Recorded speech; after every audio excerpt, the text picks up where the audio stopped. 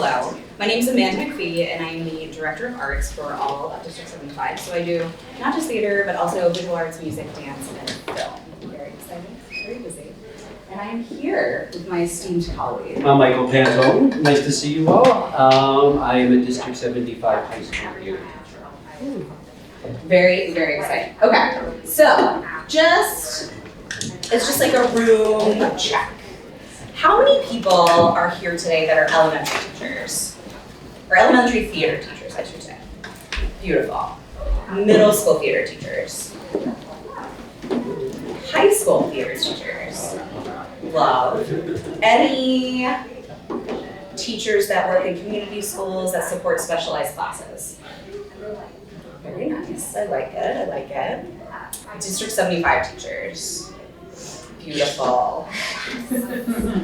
And anyone here that is a non-theater teacher? I'm just excited to be here. I'm technically music, but Yeah, but you're like an opera singer. yeah.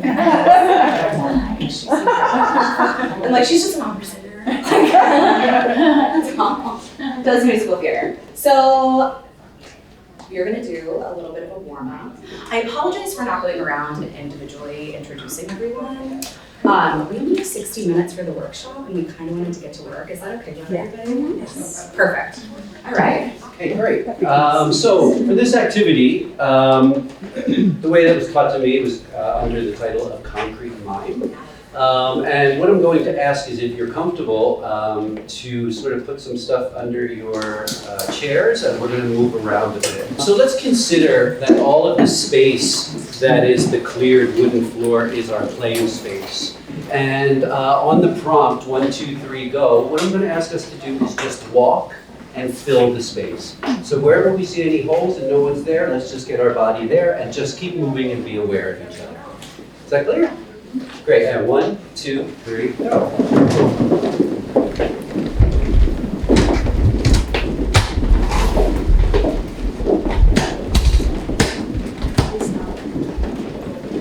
Just gonna keep walking. Okay, great, and let's stop.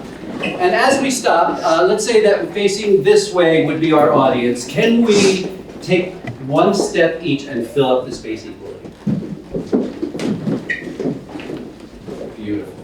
All right, so now when we move, I'm going to give you the prompt to go is going to be flashlight. All right, so when you hear flashlight, we're going to move and fill up the space. When we hear blackout, we'll stop. Okay, and flashlight. And blackout. How can we fill up the space? Perfect. Great, so if you hear a prompt, rat race, we're going to move through the space as quickly as we can, moving like a mouse. And flashlight. Blackout. Rat race. And blackout. Fill up the space, please. Great. Next prompt. If you hear Manhattan Bridge, you're going to find a partner or two, and we're going to make a bridge. Okay? And flashlight. Manhattan Bridge.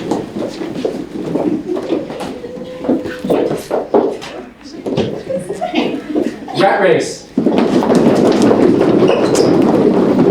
And blackout. Fill up the space, please.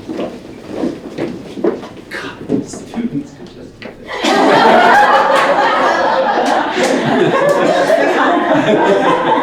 All right, next prompt. If you hear Empire State Building, we're all going to go Empire State Building. Now, the next prompt you must hear from here is King Kong. You cannot leave Empire State Building unless the next thing you hear is King Kong. Empire State Building. King Kong. Empire State Building. King Kong. Flashlight.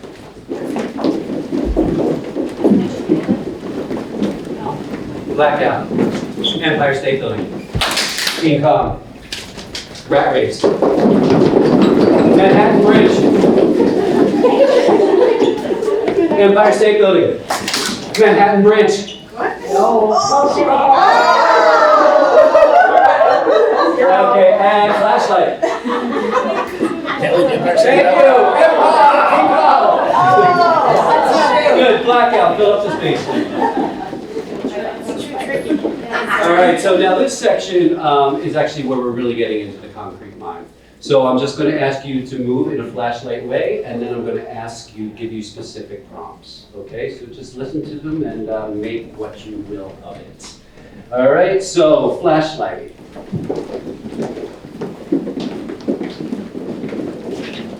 As quickly and as quietly as possible, can you find yourselves in groups of 4 or 5 and make yourselves into a circle?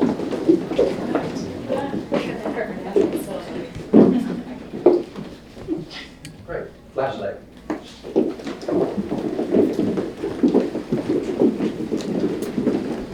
As quickly and quietly as possible, can you find yourselves into groups of 4 or 5 and make yourselves into a heart?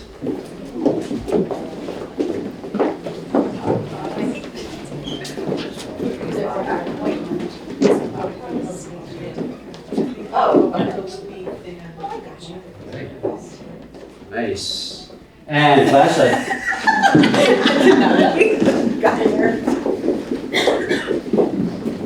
Let's find ourselves into 2 groups and we're going to make a zigzag.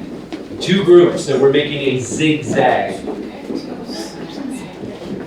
Whatever this means to you.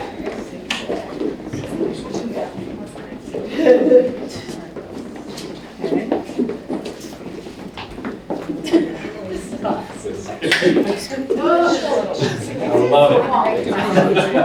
Love it. Beautiful. And flashlight. Close enough for government work. Now, can we find ourselves into groups of 4 or 5, and can we make ourselves into a ball gown? A ball gown.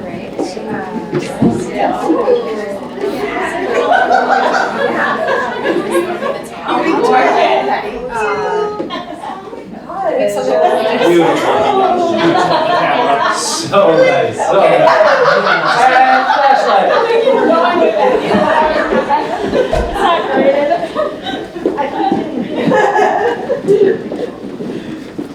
Again, in groups of 4 or 5, can we make ourselves into a set of stairs? These are bad. Give me the top then. Okay, thank you.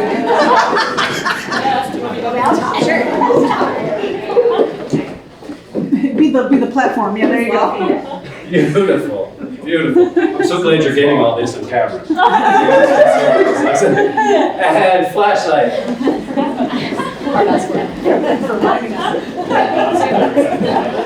Now, as quickly and as quietly as possible, can you make yourselves as one ensemble into New York City as viewed from the air?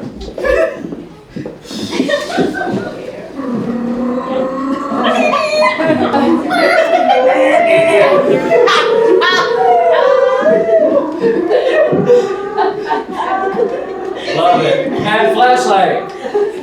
And last one. Can, as a full group, can we make ourselves into a carriage being pulled by 4 white horses?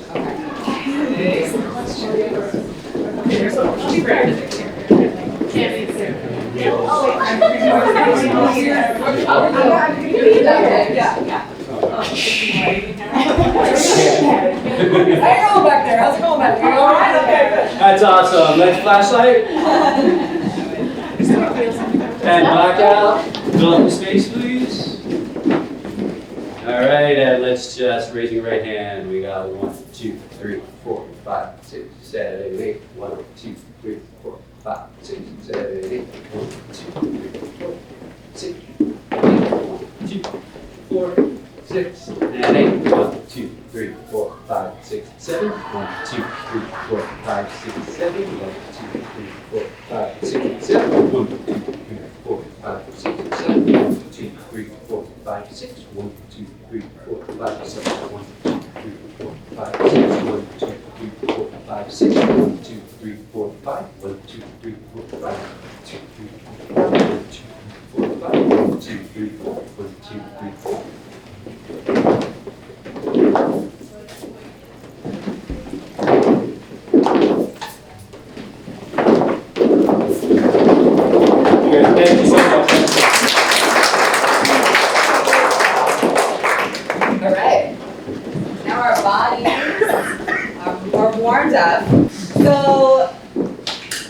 things that Michael and I wanted to talk to you about is a little bit of thoughts on how we got here today. So one of the things that we had discussed is that when we were working with our team, they were like, oh, this is great. There's all these like literal way, or like very figurative ways that you can adapt scripts, because we were coming from the perspective of working with students with moderate to significant disabilities and thinking about what it's like to adapt scripts and have line exchange for students that are non-speaking. So that was like kind of the frame of reference that Michael and I talked about. And then the group, when we were planning all of our sessions, was like, oh, you could do like a very like physical interpretation of plays, and there could be this like beautiful, inclusive way to like think about adapting scripts from not just our perspective, but for the whole, and that everybody could come and take pieces from this. So we're really excited to think about, what does it mean to adapt scripts, and kind of what does it mean in our classrooms, and like the role that we have to take on, not just as an expert in like theater pedagogy, but also in understanding the students and really thinking about like my director hat and what that means in my class. So one of the things that I really wanted to talk to people about, and this is something that as a practice in the district, or in District 75 specifically, we always kind of bring to the front of our work. And it's really thinking about like what as a person, like what is your educational philosophy? What is your belief about your pedagogical practice? What is your belief about students? Like what is your belief about inclusive education? And so I know for myself that I was like, in the humble opinion of Amanda, like one of the things that I truly believe that everyone learns what you teach them. It's not can, it's everybody learns. So whatever you decided to teach a person that day, or however you come into the room, that's the energy that that person is feeding off of, right? And so when we think about working with students and we think about access, it's really important to have this belief that students have this incredible ability to come alive in art spaces and specifically in theater spaces. We see it all the time. Just from a show of hands, like who is, have we seen that student that does not really engage in peer discussions or classroom discussions in other spaces? They come into the theater room and they're a completely different person, right? And so I believe that that's like a huge part of the educational philosophy that I have, is believing that all students learn, believing that everybody has the capacity to do great things, and really and truly having an asset mindset and really working on communication and independence in every aspect of the day. So just take a little moment to think about your own educational philosophy, because this will tie into how that transfers into your practice for the activity that we're doing today. Does anybody want to share out their philosophy? Yeah. So I believe that teaching is in a constant state of change. You walk into a room and a school has a personality, a room has a personality, and each student individually has their own personality. So I might have a lesson plan, but I do have a lesson plan.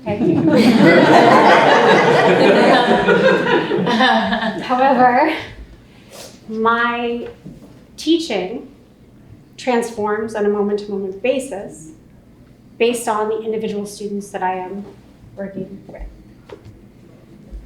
She wasn't a plug, but that goes directly into our work. Would anybody else like to share? Sometimes I think of it like Maslow's hierarchy of needs, and sort of like the most basic thing is like, well, I need to keep everybody safe. But then above that, there's like, okay, I need to keep everybody safe. It would be great if also like they have fun. And then like above that, it's like, okay, it would be great if they have fun and also like they absorb something. And then above that, it's like, okay, it would be great if the thing that they absorb has something to do with like the arts. She's like, and thank you. Yeah. I always felt like that my one goal as a teacher is to help people unlock their full potential, and so that's kind of been my whole goal in life. That's why I think I'm here. So that's how I operate in a room. I love it. Does anybody else have one? Oh, sorry. I feel that every student can learn. And coming to this from my capacity as an instructional coach, I believe every teacher can learn how to reach every student. Part of my goal is when a teacher's like, I can't get these kids, I'm like, yeah, you can. Okay. So every student can learn and every teacher can reach every kid. And it really, thank you so much for saying that, because it really goes into the practice of being reflective and thinking about how your instructional decisions really impact every student in the room. So one of the things that, like according to IDEA, one of the things that we think of the work, especially when working with students with disabilities, is really thinking about all of these art skills out there. Every single art skill that you learn in theater, it's all about independent navigation, it's all about communication, it's all about peer-to-peer interactions. Like all of those skills directly align with life skills and transition skills so that students can be, independent members of society and can have this like beautiful life when they leave us, right? And so we really always want to keep that in the back of our minds. So I'm gonna so one of the things, sorry, as I'm like skipping forward, but when you had mentioned that your personal style or your educational style changes with the individual students that are in the room. In special education, we refer to that as specially designed instruction. And so basically it is knowing students well and making decisions for your instructional practice that elevate students and also give them opportunities to achieve and practice new goals. So one of the things that Michael and I were really talking about that leads into the work that we're doing today with adapted scripts is really thinking about really understanding and knowing the exceptional characteristics of every student and how that comes into designing theatrical performances that may include your entire school. While that sounds like an immensely lofty goal, right? A lot of us, how many do shows where it's the entire building and not just a class? Or it's several classes, right? It's not just a group of 12 or 30 kids, right? Or more than one class, I should say. Productions with more than one class. Perfect. So one of the things that is so incredible that I have seen Michael Pantone do over and over again is the practice of utilizing devising as a tool to really elevate and give opportunity for every student to participate and every student to have that shining moment. And so some of the practices that you're going to see is the way that even with a script, and when we're talking about adapting scripts, it's not just adapting the content, modifying the lines, and figuring out how to use assistive technology for students to exchange in dialogue. It's looking at what are the assets of the students and how can we showcase them in this beautiful way. And it's all on the practices of devising. It like went off like a light bulb when we were talking about it. It was like very intentional decisions that are made for you to, take a scene. So we're gonna show you some examples of the work that Michael has done to showcase, this was one of the shows from Peter Pan, but I just got to see his production of The Nutcracker at a new school that he's at. And it was the most beautiful, it was similar to the story that we all know and love during the season. But there were so many scenes that were added where the script was adapted to bring in students to have an exchange and dialogue, to bring in students to have physical movement. There was this one beautiful scene. It was students who were sitting with candlelight and just having a soundscape. And that was their class's scene in that show, so that the students had an opportunity, and it was meeting the students where they are. So we really hope that we can, as educators, it's really putting on my pedagogical practitioner hat, my director hat, my producer hat, my company manager hat, and figuring out how all of these details come together. Thank you. Yeah, so, and also I just wanted to say, we're talking about adapting scripts. We're using scripts as source material, right? A lot of times for my students, I can't go get the rights to something because I would need to adapt the what out of it to make it accessible for my students. So I'll go to the book, and start with the book. Or if there's a script or something. In this case, I don't know, any people part of the National Theater? Yeah, has anyone seen Peter Pan, the Peter Pan? So I was in the pilot when Peter first started during the pandemic. And I don't know about you guys, especially District 75 folks, but when I put anything on a board for them to watch, it's like zoning out. It's not, like you put a movie on, I remember when I was a kid, yes! Like my kids are like, that they just don't find much interest.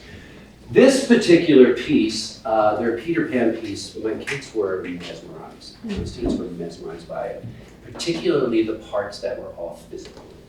When there was large dialogue scenes, they were going off. And through the pandemic, they said, when we get back in the building, can we do Peter Pan? They loved it so much that we said, okay, we'll go back. So this was our source material.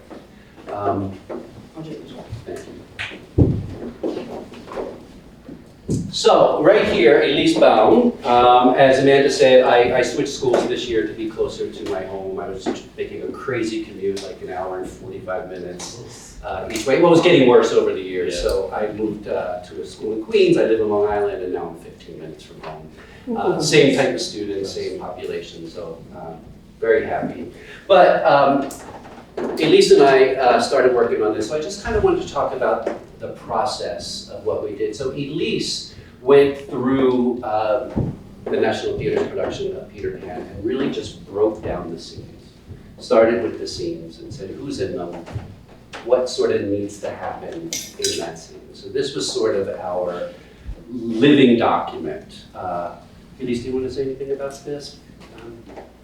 No, yeah, we watched like the whole full thing and just, yeah, breaking it down as simply as possible. So literally, who are the characters? What is happening and where are they? And then that way we can kind of move and flow, but it was a place to start. Right, and so from this, then we started to look at like, what scenes were heavy in dialogue that we might be able to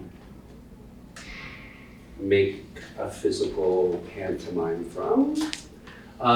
What scenes could go away? What scenes could be combined? Yeah, so like for instance, well, next slide please. Oh, I can add another Yeah. thing too. Another thing that we always talk about is like, what scenes can be group scenes? Because we always had so many kids, like how can we use a whole class in one? What are big group moments that we can create too? Or in that case, like our 6 1-to-1s, we put like, I think we had 4 6 1-to-1s that were mermen, because they were all like seemingly male identifying, and so we had a big merman scene. We work in slides that become the script for the students, so that they're all visual, they're step-by-step directions, and they're actually just leading the lessons as you rehearse. Kind of like a picture book. Exactly. It's basically like a giant adapted book. Yeah. Is anybody familiar with adapted books? Yeah. I actually have some on my laptop. I don't think we put any in the slide. No, deck, you were did we? gonna go into your. Okay, I mean, maybe if we have some time, I can bring some up just to see what that looks like. It's basically step-by-step directions. You're making your entrance from, upstage right, and you're crossing down here. It's step by step. And then the music comes on, and then you're making a circle. And it literally was like that broken down. So that became the student script. This script we made for those who can access a script such as this, and for any staff members that were working on the piece with us. I'm a huge fan of prologues and epilogues. I think in this prologue, we cut out maybe 10 pages of dialogue. There was a whole scene about how Peter lost his shadow, and it was all talking. So we just showed it. We just had Peter sneak in. Nana the dog came, scared him, ripped the shadow off of him, and it got left behind. But it took in the script pages to define that. So we just took care of that in about 5 minutes. Next slide, please. So, those of you who have seen it, a lot of cable work where they're flying and stuff like that. And they had a bunch of ensemble people sort of being clouds and things. This picture doesn't really do it right, but you're gonna see I have some wheelchair users here with clouds. And the clouds sort of went in and around them. They like took little naps on them. They put their feet up on them, things like that. So that was sort of how we played the whole flying scene. Next. I have to tell you too, this was the sickest thing I'd ever seen. They had those old computer push carts, and the kids were on them with paraprofessionals like holding the kids on, and they were moving them. Like it legit looked like they were flying. I was like crying. I was like, And the wheelchair users are 12 1-to-4 students, and they're being led by our 12 1-to-1 students, pushing them around. Next slide, please. So this is really hard to see, but this also became part of the flying scene. So a bunch of folks came on. These are the main characters up there on the stage, still up on their carts. oh, that would have been a great idea. So basically what happened is like a bunch of 12 1-to-4 students came in. And they came in with like lit up balloons that looked like planets. So planets started like flying around and like galaxies and things like that. And of course it was all like underscored with some pretty magical music and stuff like that. Next slide. This is an 8 1-to-1 class. Very, very challenging behaviors. Do not want to work together. So what did we have them do? Together they had to make a crocodile. Teamwork makes the dream work. Yeah. Next slide. There's our mermen. The mermen were the stole the show. Sure. And next slide. Oh, I thought I had one. Can you go back? Is there one from National Theater? Yeah. So that was sort of like our motivation for like the flying scene. All right. So one of the things that I think Amanda was alluding to, right, and you, like if you know your students, right, if I have a 6 1-to-1 class that is just wickedly challenging, just so crazy challenging, but I know they have to be in the show. What do you do? What do you do? So Amanda said, I had a class that barely could even come in the auditorium. It was the most beautiful scene ever. They came in, I had them as the land of treats. And I had them, they each had a little box with some tissue paper candies, and their job was to come in and from all entrances of the auditorium and toss these out to the audience. Well, they were like, and then it got so chaotic that I knew, like, now I have to bring them down somehow. And as Amanda said, we brought them down, we gave them a place to go, and they all had like a little, what do you call those little battery operated candles? We brought all the lights down, we put on like a piece of meditation music, and we just watched them all just go. Lights came back on, they're like, you know, made their exit, but that's all that they did. That's all they did in the show, and that was 4 classes of that type of student, but they were included, where they, I think, most of the time were not. And the thing about it is it was very intentionally included in a way that was based in asset thinking. So what are the students' strengths, and we're meeting them where they are. You know, so this is the first time they're maybe having sensory sensitivity needs when they're walking into the auditorium. There was the de-escalation of the turning down of the lights, having them have this candle and melodic music. So like in very intentional choices. So the students are there, they feel safe in that space with what we felt before, but like really picking away that, you know, the Nutcracker doesn't have really a candlelit meditation scene, but we added one because why not? Because like you can. And so that's like, I think the brilliance that Michael brings to a lot of this work. Well, again, it's out of necessity, right? It's out of necessity. Can I put the light back? I can't see it. Yeah. Oh wait, hold on, turn them off 1 second. Can you guys see this? They were sitting on those like old school projector things. Yeah. It was like muscle bound dudes just like.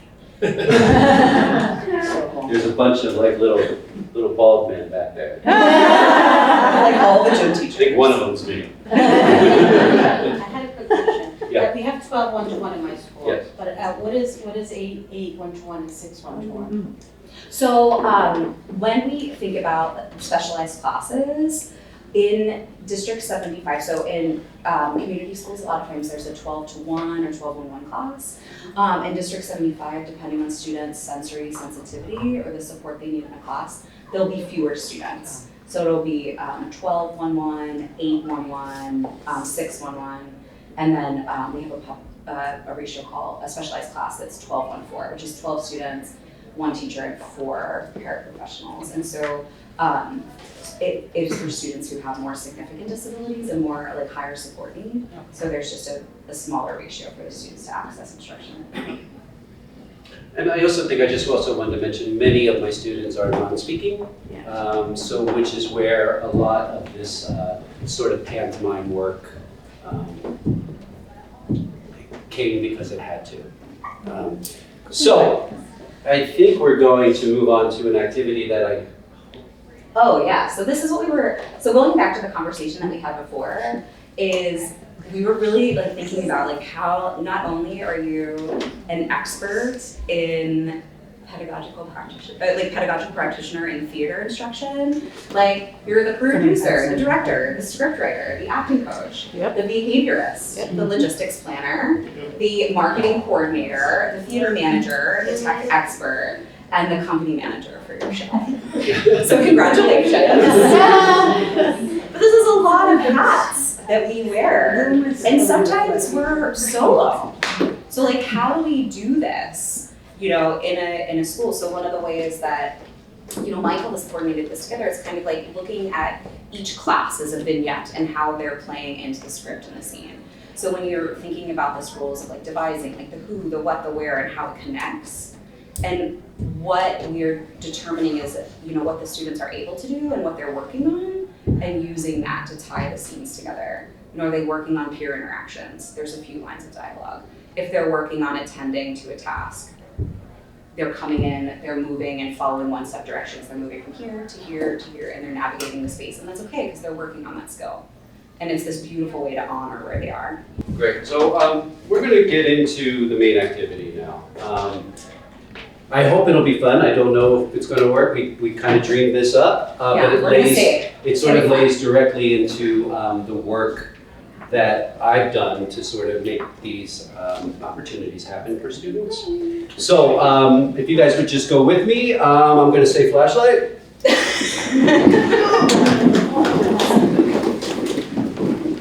And can you quickly and quietly as possible find yourselves in 3 groups of 7?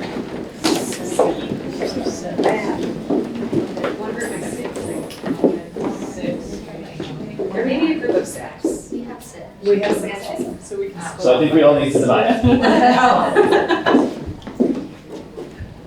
Great. Can you take your group and find an area and get yourselves comfortable? This is going to be your groups that we'll be working with today. You can sit.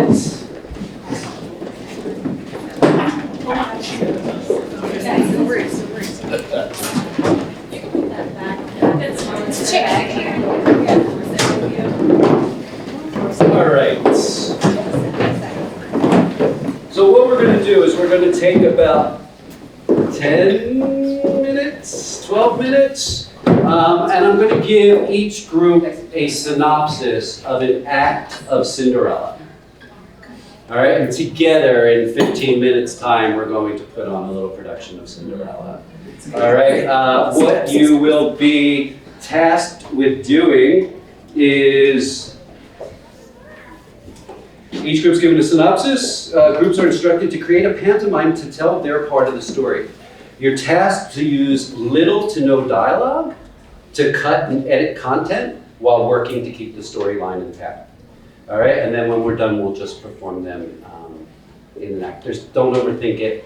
There's no right or wrong. Act 1 synopsis is a little lengthy as far as reading it, but if you want to just sort of pick out the key details from that, and then just get up, just like we did in the concrete mime, that's why we did that activity. So it sort of comes from that same sort of activity, right? You guys already made a ball gown, you've already made a carriage. All these things. All right, so, all right. So you know 2 things you already can do. We'll be walking around. It doesn't matter, it doesn't matter.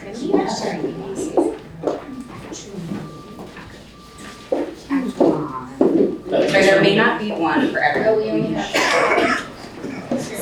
Do we have a share?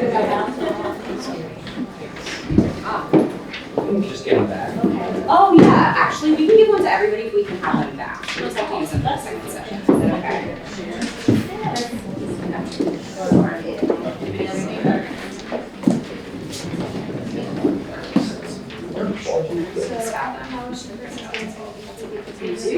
Square, busy afternoon. Skinny. Shopping. It's very specific. Back to one, do we get any other comments? Just laying down with the stuff.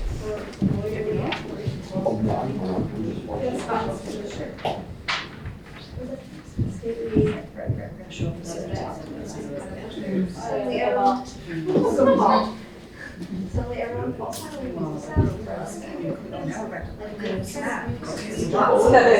Yeah, now we're back to Alice. silence of doubt.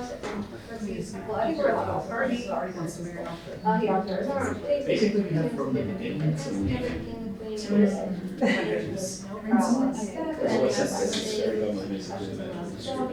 we have about the first. Half hour of the show. Yeah. No, they did not say, so Yeah. what, Yeah. so we want to get from day to, like, Yeah. meeting to go to ball. I don't care about the princess. Yeah. I don't care about the king. We can cut that whole little. Right? That whole part. What's the big gap middle and end? Yes. I like the whole.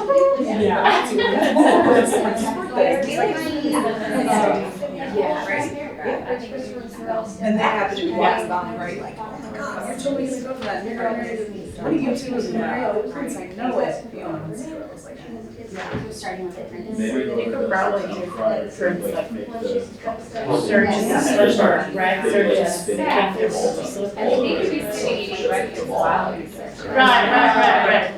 That's a good search. Sure. I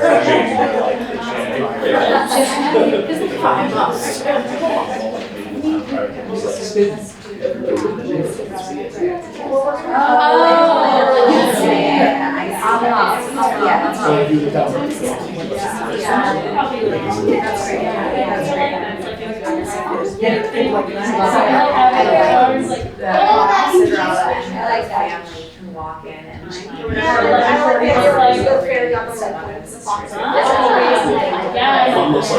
then the other one, and Cinderella's like carrying it,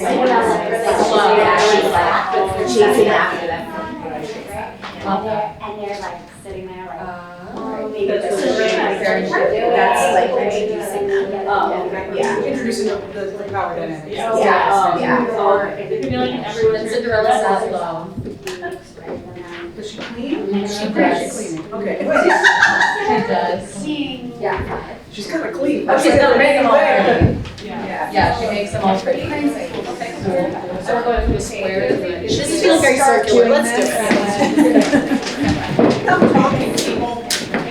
Somebody likes to do this time trial. I'll be the 10. Great. Right.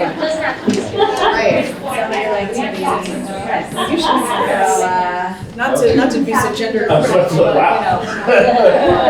Cinderella. Sitting all different kinds of like. Stepmother. Well, I can be the stepmother. I can carry boxes. So you're Cinderella. I can be a step person. I'll be the mom. Okay, I'll be a sister. So there you go. Yeah. Okay, and then Cinderella, stepsister, I could be the fairy godmother. Fairy godmother. Yes. Adapting like. Oh, it can be sorry. I can change. Yes, she's the town crier, but then she can be somebody else too. Yeah. Our town crier.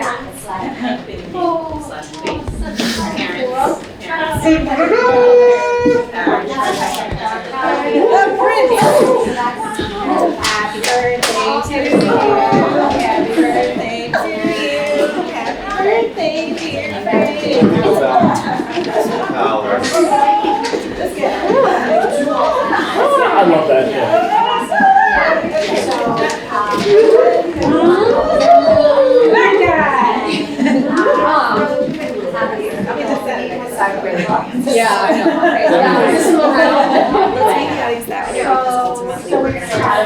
the cameras. Yeah. The town principals could go. Yeah, and then you wanna like, we're like, maybe we have some sort of a town know about us, like, We could also like starting this.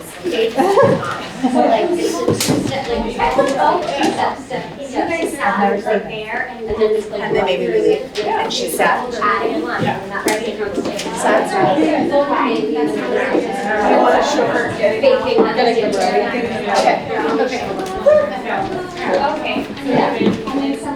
maybe you parts of the wall down or something too, like.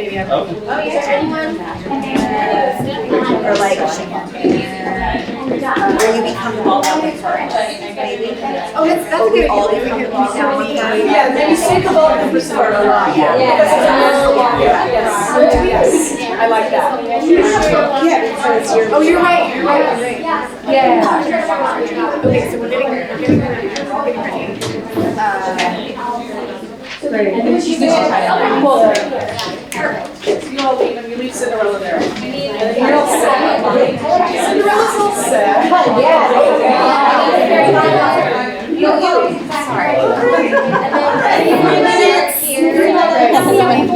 Transformation. Should we all be little like fairy dust? Oh yeah, we're like magic.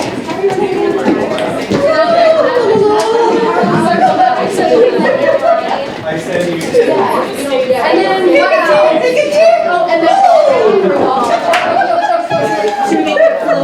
yeah, we're moving.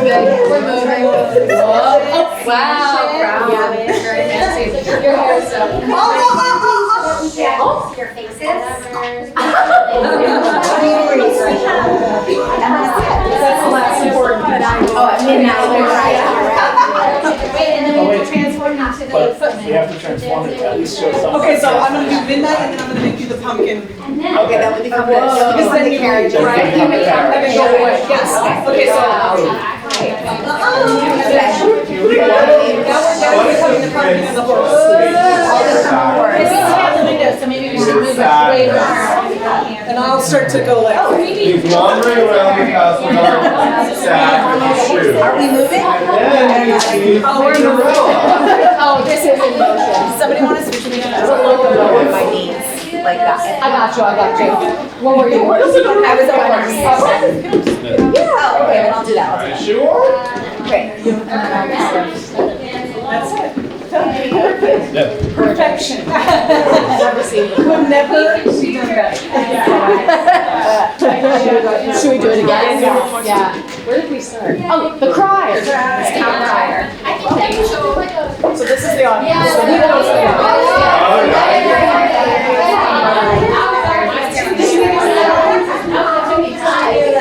Let's say, yeah, let's say this is our stage. Swing you past it, so you go down. Harold, we can go before us.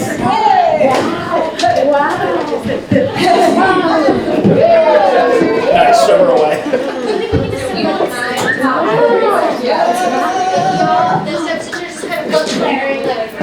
And then, Oh, yes, it's getting ready time, right?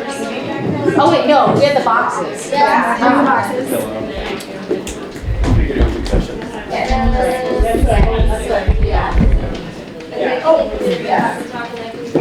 I was gonna say, you two, Kirsten and Mike, could become a house. I just want To show that they're going home. Oh, okay. Like a door, did you guys go through it? We go through the doorway.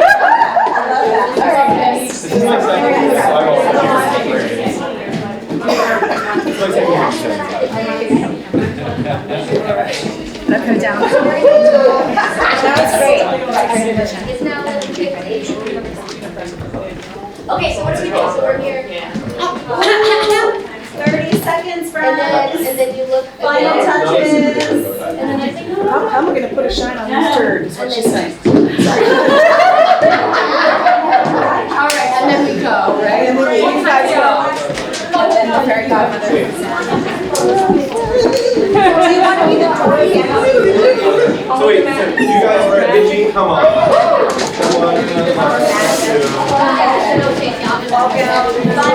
Bibbidi bibbidi boo! Wow. Oh yeah. Tick, tick, and doodle. But let's make it a pair of and bibbidi bibbidi boo!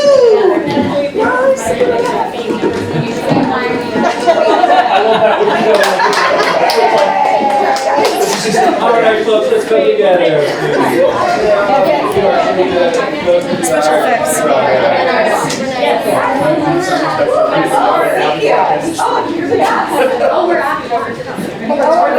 I know they need some of those for the other group, so is there any that are not? Wow, that was really fun to watch. It was awesome. I gotta say, man, you gotta love poker. I know, I You really absolutely. do. All right, so we're going to go ahead and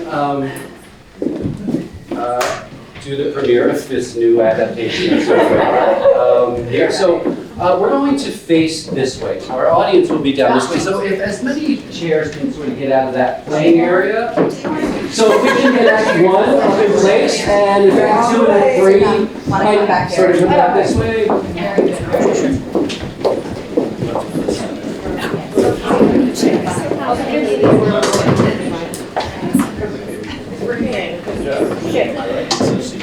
So I guess we'll just run, like say the act applause, people take a bow and go.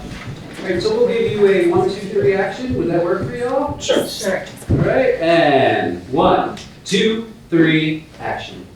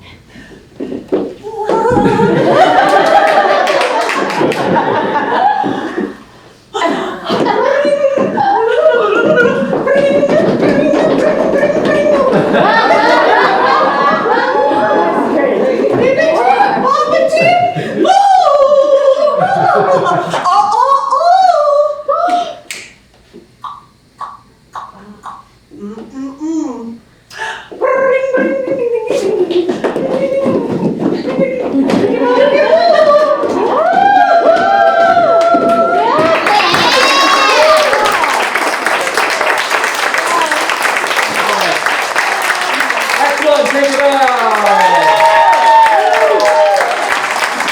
Thank you. Act 2. Swap it out.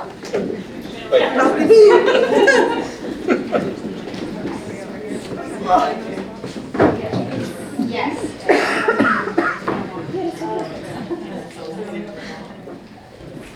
Folks ready? Give them a 1, 2, 3, action.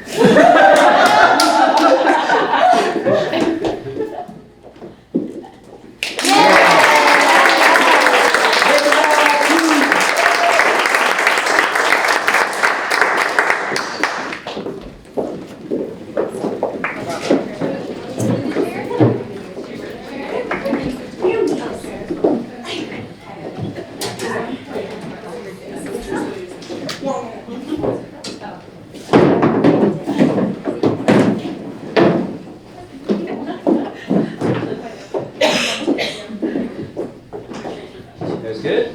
1, 2, 3, action.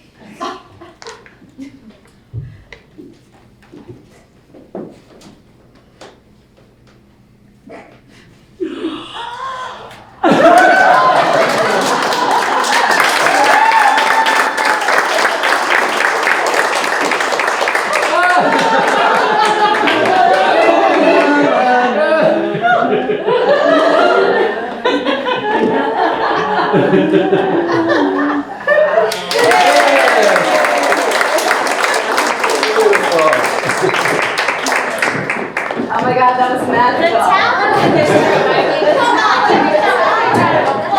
Oh my God. That was amazing. Amazing. Okay. Thank you so much. So We're gonna have to play 1 minute. everyone, give yourself a thunderous round of applause.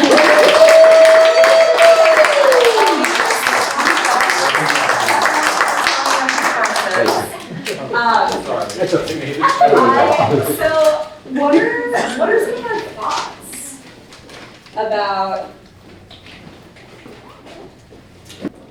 Yeah. Okay. So, is this a process you would adopt and bring to your practice, and why? Or how? Yeah. I think having the summaries provided, like, sped it along a little bit, because sometimes I try to like get that from my students, like, let's talk about what happens in this story. But I almost feel like, why? Just give them, this is what the scene is, the synopsis of the scene, and have them go from there.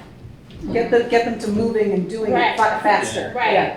I mean, I think it was just remarkable that, your prompt asked for little dialogue, and you used none. And the story couldn't have been clearer to me.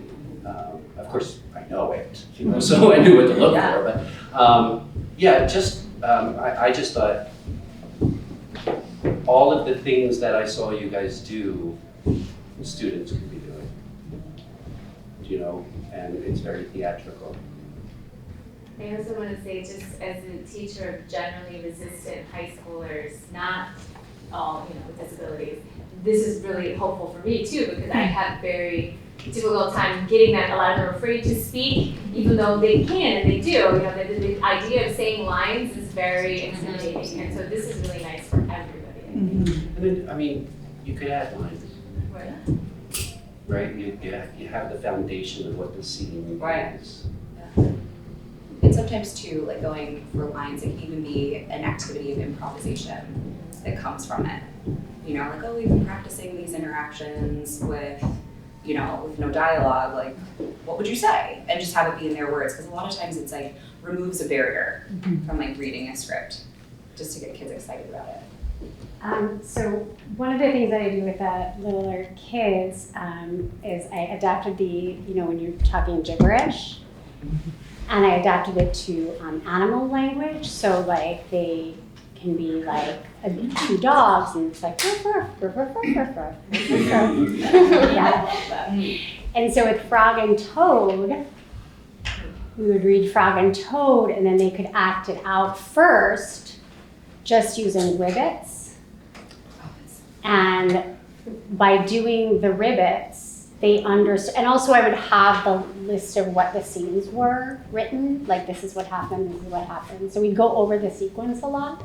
And then they'd come on and they would do it just in ribbit language. And then later on, they wouldn't even need to look at the words anymore because they know it. So they know what they're talking about. Yeah. They're using it. Yeah, because they're using the inflection. Correct.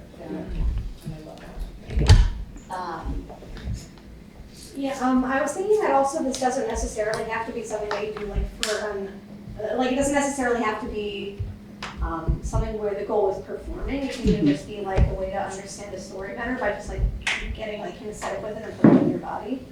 As an exercise. Yeah. So it could be like a literacy thing also? This year I have my 12th one-to-one, not like littles, like my K1 and 2 bridge. Most of them are nonverbal, and so I found that like the tactile they need, like mime is too abstract for them. They can't grasp it. So putting things in their hands like masks for the characters or a puppet has been really helpful, and then like interpreting a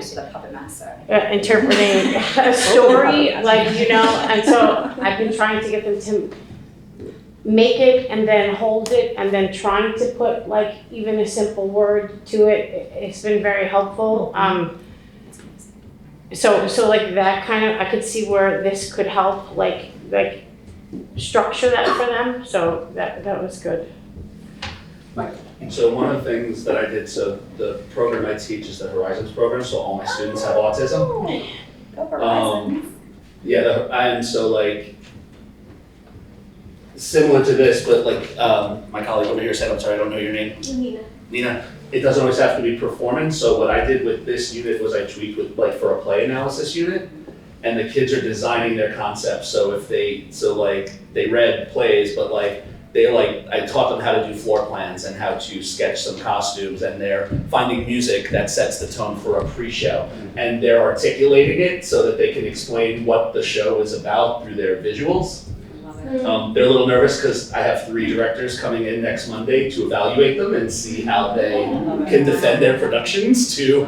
That's so cool. I love it. But it's kind of that adaptive piece, like, because they can't memorize the dialogue to perform, but they can articulate key points with visuals. Right. So that's a way. Right. But even when I think about like that little mice scene transforming into the horses, right? I mean, that could be, you know, for me, like a 6 1-to-1 class that comes in, and you know, all they have to do is make a circle, you know, in a fast pace, and maybe pick up like a horse head. You know what I mean? Like something like that, and then boom, they're in the show, you know? And when you break it down in that way, that's where, for me, I have 190 students that I teach, and I'm expected to put them all in the show. So I'm doing like a Willy Wonka, and I probably have about 40 kids, close to 40, that are just gonna be the chocolate river. They're just gonna be the river, you know? And it's just following a pattern, and then having the principals interact like through them. So, you know, our goal was just to think about all the roles that are in the script. Yeah. And one of the things too is that it's a beautiful thing to think about having the ability for every student to participate where they are. So it's not like, oh, they're only doing, you know, it's building, and it's building skills constantly. And in theater, the big push across the DOE right now is really looking at literacy and thinking about all of those skills that you're doing, that we did today. You know, it was like a synopsis of a script to an acting, a physical pantomime to show and practice comprehension. Like today was an entire comprehension activity and showing your learning. You know, we talked about the story. What do you remember from the story? Show me in your body. And a lot of that's gonna be reiterated when we talk about the best practices this afternoon and the Danielson breakout, because so much of what we do is looking at where students are, the assets that they have, and what skills we're building towards. So it's not like, oh, they're just over here doing this. No, like we're meeting them where they are, and right now they're working on joint attention, and we're working on going into the space that has a lot of sensory stimuli. And how are we self-regulating and practicing self-regulation to move within that space, right? Like it's so incredible how like very poignant choices in your instruction can like build this gorgeous production and elevate students. And I was on that point, being a D75 teacher, we have so many parents come up to me and say, they got on stage. Yeah. Yeah. You got them on the stage. Like, they don't care what their part Life was. changing. They don't care if they were 1 of 40 in a chocolate river. Right. They did that. Right. Oh my God, how did you do that, you know? Right. I mean, yeah. And repetitions in the practice. I think the best special educators out there are artists because it's such a natural practice for us to be like, oh, we're just rehearsing it again. Like, that's what we do. We do it our whole I life. want to be respectful. Oh, sorry. Yeah, it's 11, guys. Oh, sorry. You have 10 minutes. But any last, I just have a quick question. The chocolate river, that's multiple classes, right? yes. Do you rehearse them together? I rehearsed, the week before the show, I bring everybody together For one? to work like this scene. Like a dress And it involves rehearsal. this class, and this class. Yeah, I do like tech and dress the week before the show, and we run for 5 performances the following week. So we do, and it's all outside schools and other people coming in because every kid's in it, so I don't. It's awesome. Yeah. It's amazing. Do you have a list of things you have adapted or things that you think are appropriate? I do. Somebody asked for some shared stuff. Let me talk to Peter. Yeah, I have like an Alice in Wonderland. I have, a couple of original pieces. Could we even just like write our emails down for you right now? Yeah, if you want to jot them down, I'll send you stuff. Guys, thank you all so much. Thank you.